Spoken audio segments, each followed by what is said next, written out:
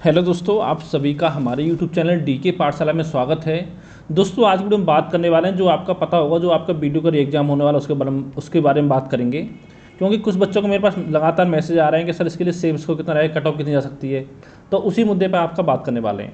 उससे पहले दोस्तों मैं आपको बता दूँ, देखिए अगर आप वीडियो एग्जाम देने वाले हैं तो आज दोस्तों आपका हो गया 11 जून, यानी कि देखा जाए तो मात्र 14 दिन का समय बचा हुआ है आपके एग्जाम में बीच में। क्योंकि 26 का एग्जाम है और हो सकता है 26 को अगर मान लो फर्स्ट शिफ्ट में आपका एग्जाम पड़ता है तो हो सकता है कि आपका सेंटर थोड़ा दूर हो तो आपको 25 को ही घर से निकलना पड़े। यानी देखा जाए तो 13 दिन मान सकते हो मोटा मोटा कि जो आपके एग्जाम बचे हुए हैं। तो पहले दोस्तों मैं कहना चाहता हूँ कि जो भी आप तैयारी कर रहे हो तो सबसे पहले आप कोशिश करेंगे कि बच्चे को 13 दिनों में जितना हो सके आपको रिवाइज करना, जो भी आपने पढ़ा है अब तक उसका सिर्फ आपको रिवीजन करना है, नया पढ़ने की कोशिश आप ना करें। और ठीक है, और जो चीज़ पढ़ने में आपको टफ लगती है, जैसे कि मान लो आप रीजनिंग पढ़ रहे हो तो यहाँ पर कुछ चैप्टर आपके ऐसे हैं जैसे करंट हो गया, क्लॉक हो गया, ठीक है, वहाँ पे कुछ आपको शॉर्ट तक याद करने की जरूरत पड़ती है। चाहे आपका रैंकिंग ऑर्डर हो गया तो उसके नोट्स जो भी आपने बनाए हैं अब तक उसको बार बार रिवाइज करते रहें। ठीक है, यही काम आपको हिंदी में करना है कि जो भी टॉपिक जैसे विलोम शब्द, पर्यायवाची हो गई, बाकी उसमें एक शब्द, उन सब का वर्णमाला हो गई, तत्सम तद्भव, ठीक है, अवयव आपका हो गया, और जितनी भी आपको लेखक रचना वगैरह, ये सब दोस्तों टॉपिक जो आपके एक बार में याद नहीं होते हैं वो सब आपको बार बार रिवाइज करना है। और साथ ही देखिए आपको बता दूं, देखिए अगर आपने करंट अफेयर तक तैयार नहीं किया है तो दोस्तों आपको पता होगा मार्केट में देखिए अगर बुक लेने जाओगे तो एक बुक से आप पढ़ पाना इस समय पॉसिबल नहीं है। तो दोस्तों हमने 90 पेज का एक करंट अफेयर का PDF नोट्स तैयार किया है, जिसमें दोस्तों नवंबर से लेकर के 25 मई तक का पूरा करंट अफेयर उसमें आपका कवर कराया गया है। और साथ ही कुछ घटनाएं आपकी जून जुलाई से लेकर के अक्टूबर तक की भी हैं कि जो कि इंपॉर्टेंट घटनाएं थी उनको भी इसमें कवर कराया गया है। यानी जितने भी टॉपिक आपके आते हैं, राष्ट्रीय संस्करण, अंतर्राष्ट्रीय सूचकांक सम्मेलन, राष्ट्रीय सम्मेलन, अंतर्राष्ट्रीय सम्मेलन, वैज्ञानिक परिदृश्य, ठीक है, आर्थिक करंट अफेयर हो गया आपका, खेल कूद हो गया, चर्चा में रहे व्यक्ति हो गए, चर्चा में रहे स्थल हो गया आपका, ठीक है, GI टैग वगैरह हो गए, पुस्तक लेखक हो गए, यानी जितने भी टॉपिक आपके बन सकते हैं, पुरस्कार सम्मान, सब मैंने कवर कराए हैं इसमें। अगर दोस्तों इसको आप लेना चाहते हो तो इसके लिए देखिए दोस्तों आपको 50 रुपये का पेमेंट करना पड़ेगा। अगर आप मार्केट से जाओ कहीं करंट अफेयर मैगजीन लेने तो कोई मैगजीन आपको 100-125 रुपये से कम में नहीं मिलती है। तो इसके लिए दोस्तों मैं एक नंबर दे रहा हूँ, UPI नंबर, ये आपका 7042654209। इस नंबर पर दोस्तों आपको पेमेंट करना है और पेमेंट करके आपको स्क्रीनशॉट भेज देना है। तो दोस्तों जो इसकी करंट अफेयर की PDF है वो आपको प्रोवाइड करा दी जाएगी तुरंत ही। ठीक है, यानी 90 पेज का चाहो दोस्तों भी 10 दिन बचा हुआ, अगर 1 घंटे डेली पढ़ोगे तो आराम से 90 पेजों को आप पढ़ सकते हो बचे हुए टाइम में। क्यों दोस्तों, जो भी इंपॉर्टेंट करंट अफेयर केवल वो इसमें मैंने आपको कवर कराया है। और एक कोशिश ये है कि अगर मान लो आपके एग्जाम में 10 क्वेश्चन आते हैं करंट अफेयर से तो कम से कम 7-8 क्वेश्चन आपको यहाँ से मिल जाएंगे। अब दोस्तों बात करते हैं जो आपके सवाल थे उनके बारे में। पहला सवाल तो सबसे ज़्यादा सवाल बच्चों को ये आ रहा है कि सर एग्जाम पोस्टपोन होगा नहीं होगा। तो पहली चीज़ दोस्तों मैं बता दूं, जो आपका एग्ज़ाम है वो आपका 26 और 27 जून को ही आपका होने वाला है। कोई एग्ज़ाम पोस्टपोन नहीं हो रहा है और साथ ही जो सेंटर वगैरह है वो सारे बुक आपके किए जा चुके हैं। फिर सवाल आता है कि एडमिट कार्ड कब तक जारी होंगे। तो दोस्तों जैसे कि आपने देखा होगा जो UP ट्रेंड चलता आ रहा है पिछले कुछ समय से, तो उसमें दोस्तों क्या होता है, जो एडमिट कार्ड जारी करता है UP वो आपका 8 दिन पहले जारी करता है एग्ज़ाम से। यानी आपका जो एग्ज़ाम है वो आपका 26 को 27 को है, तो हो सकता है आपके जो एडमिट कार्ड है वो आपके 16-17 तारीख में जारी हो जाएं, 16-17 जून में। क्योंकि देखिए 18 को संडे पड़ना तो उस दिन तो मुश्किल है जारी हो पाना, तो संभावना नहीं है 16 या 17 तारीख में आपके जो एडमिट कार्ड है वो आपके जारी हो जाएंगे। तो उसकी टेंशन नहीं लेनी है, आपको पढ़ाई करनी है अब। ठीक है, अब बात आती है सेफ स्कोर की। तो किस सेफ स्कोर कितना रह सकता है। तो देखिए दोस्तों, जब तक आपके पास पेपर ना आए तो कोई भी आप अंदाज़ नहीं लगा सकते कि कितना सेफ स्कोर आपके लिए सही रहेगा, क्योंकि पेपर आपका होने वाला है 4 शिफ्ट में। हो सकता है कि आपकी शिफ्ट जो टफ हो या आपकी शिफ्ट ईजी हो, तो इसके बारे में कुछ नहीं कह सकते। पहला दोस्तों कोशिश आपको ये करनी है, देखिए अगर आपने ईमानदारी से पढ़ाई की है तो जितने भी क्वेश्चन आपको आ रहे हैं वो सारे आपको सॉल्व कर लेने पहली बात तो फर्स्ट राउंड में। और राउंड 2 जब आप चेक करोगे वो दोस्तों आप कोशिश करनी है कि देखिए जहाँ भी आपको 2 क्वेश्चन में डाउट हो, 2 ऑप्शन पर, जैसे कि मान लो 4 सॉरी, जैसे कि आपके 4 ऑप्शन आते हैं ABCD। आपको देखिए डाउट है, देखिए या तो इसका आंसर A हो सकता है या इसका आंसर C हो सकता है। अगर आप 100% श्योर हो कि इन दोनों में से एक इसका आंसर होगा तो दोस्तों उस केस में आपको रिस्क ले लेना है। ऐसा दोस्तों मैं क्यों बोल रहा हूँ क्योंकि देखिए मान लो अगर आप 20 क्वेश्चन पर रिस्क लेते हो, ठीक है, अगर मान लो किस्मत आपकी ठीक ठाक है, मतलब अगर आपने 20 क्वेश्चन पर रिस्क लिया और उसमें से जो 10 क्वेश्चन है वो आपके सही हो गए और 10 क्वेश्चन आपके गलत हो गए, तो देखिए कितने नंबर आपको मिल जाएंगे। 10 क्वेश्चन सही हो तो उसके मिलेंगे आपको 20 मार्क्स, और देखिए 10 क्वेश्चन जो आपके गलत हुए हैं उसके आपके कट जाएंगे 10 मार्क्स, क्योंकि इसमें नेगेटिव मार्किंग जो दोस्तों वो आपकी 1/2 है।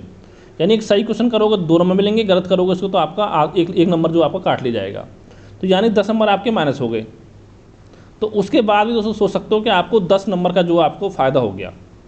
ठीक है, तो इसलिए आपको रिस्क लेना जहाँ पर 2 में डाउट हो। अगर आपको 3 में डाउट हो, 4 में डाउट हो, वहाँ पे आपको फर्जी रिस्क नहीं लेना है कि आंख बंद किए आंसर मार दिया, ऐसे नहीं लेना है। जहाँ देखिए या तो आपको ये पता है कि इन दोनों से एक आंसर होगा आपका, तो वहाँ पर रिस्क लेना है। या दोस्तों आपको ये पता है कि 4 ऑप्शन में से आपका कि बी इसका नहीं होगा, सी नहीं होगा, तो या तो ए हो सकता है या डी हो सकता है, उसमें रिस्क लेना है आपको। जैसे कुछ आपको मैचिंग के आते हैं, वहाँ पर क्या होता है, अगर आपको एक पता है तो उससे भी कुछ आपके मैचिंग के क्वेश्चन सही हो जाते हैं मिलान वाले। और एक कहीं कहीं ऐसा होता है कि 2 ऑप्शन पता है तो आपके सही हो जाते हैं, तो वहाँ पे तो कोई दिक्कत नहीं है आपको। ठीक है, इतना काम आपको करना है। और देखिए दोस्तों, जो मुझे लगता है देखिए आपको किस तरह से पेपर अटैम्प्ट करना चाहिए। अगर हम बात करें रीजनिंग की, सबसे पहली दोस्तों चीज़ मैं आपको बता दूँ, देखिए अगर आप एग्जाम देने जा रहे हो तो आपको एक कोशिश करनी है कि रीजनिंग सबसे पहले आपको सॉल्व नहीं करनी है, क्यों हो सकता है पूरा टाइम वहाँ पर आपको निकल जाए और फिर जो आपका हिंदी है और जीके है वहाँ पर क्वेश्चन आते हैं फिर भी आपको टाइम ना मिले। तो सबसे लास्ट में आप अटैम्प्ट करें रीजनिंग। और यहाँ पर दोस्तों मैं आपसे बोलूँगा यहाँ पर देना है आपको 60 मिनट रीजनिंग में। और हिंदी की बात करें, हिंदी में देना है दोस्तों 20 मिनट आपको। यानी कोशिश करनी है कि जो 20 मिनट सॉरी कि जो आपके 20 मिनट दोगे हिंदी में, तो 20 मिनट में पूरे 50 क्वेश्चन आपके हो जाने चाहिए। यहाँ पर दोस्तों मैं ये मानता हूँ, देखिए जो गद्यांश है उसमें आपको थोड़ा समय लगेगा। बाकी और क्वेश्चन जैसे लेखा हो गई, रचना होगी, उसमें क्या आपको पता या तो आपको आंसर आता है या नहीं आता है। मुश्किल से 10 सेकंड लगेंगे क्वेश्चन को पढ़ने में और 2 सेकंड आपको टिक लगाने में। ठीक है, जो आपको पेपर मिलेगा उसमें, तो यानी मुश्किल से मान चलो 15 सेकंड का समय लगेगा एक क्वेश्चन को आपको सॉल्व करने में, 15 से 20 सेकंड मुश्किल से। तो यहाँ पे कर सकते हो। और यही काम आपको जीके में होगा, या तो क्वेश्चन आपको आता है या नहीं आता है।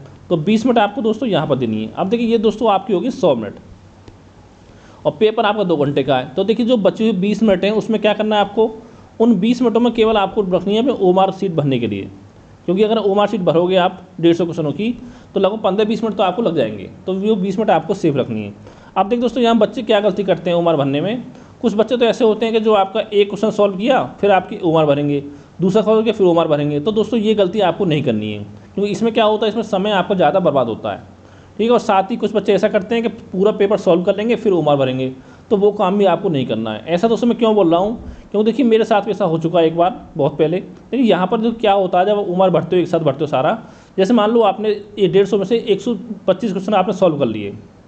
ठीक है, आप पहले क्वेश्चन से उम्र भरते आ रहे हो और मान लो जैसे कि मान लो आपने 10वां क्वेश्चन आपने छोड़ दिया उसको, मतलब 10 जो क्वेश्चन 10 नंबर है आपका उसको आपने अटैम्प्ट नहीं किया और गलती से आपका गोला जो भरा था वहाँ पर 10वां आपको भर गया गलती से 11वीं जगह पर। तो हो सकता है उसी लाइन में आप उन्हें ध्यान नहीं दोगे तो हो सकता है 5-7 क्वेश्चन 10-15 क्वेश्चन तक आपके गलत हो जाएँ। ये दोस्तों कंडीशन बनती है। तो इसलिए दोस्तों मैं आपसे हमेशा ये बोलता हूँ कि जब भी आप पेपर सॉल्व करें तो कोशिश करें कि आपके 20-25 क्वेश्चन पहले आप सॉल्व कर लें, उसके बाद आप ओमार भरें। और ओमार भरने में थोड़ा ध्यान दें पेपर की तरफ कि कौन से क्वेश्चन को पढ़ रहे हो आप और कौन से क्वेश्चन में आप ओमार शीट जो आप गोला है वो आपको भर रहे हो। ये चीज़ आपको ध्यान रखनी है। ठीक है, और साथ में बात करें कितना सेफ स्कोर रह सकता है रीजनिंग बात की जाए, तो दोस्तों यहाँ पर कोशिश करनी है आपको कि कम से कम 35 से लेकर 40 क्वेश्चन के आसपास में आपके सही होने चाहिए। हिंदी की बात करें तो यहाँ पर कोशिश करनी है 40 से 45 क्वेश्चन के बीच की, और जीके में आपको कोशिश करनी है 30 से लेकर के 35 क्वेश्चन। यानी कह सकते हो कि आपको 105 से लेकर के 120 क्वेश्चन के आसपास अपना टारगेट लेकर चलना है कि इतने क्वेश्चन लगभग आपको सॉल्व करने हैं। क्यों हो सकता है उसमें कुछ क्वेश्चन आपके गलत भी हो जाए।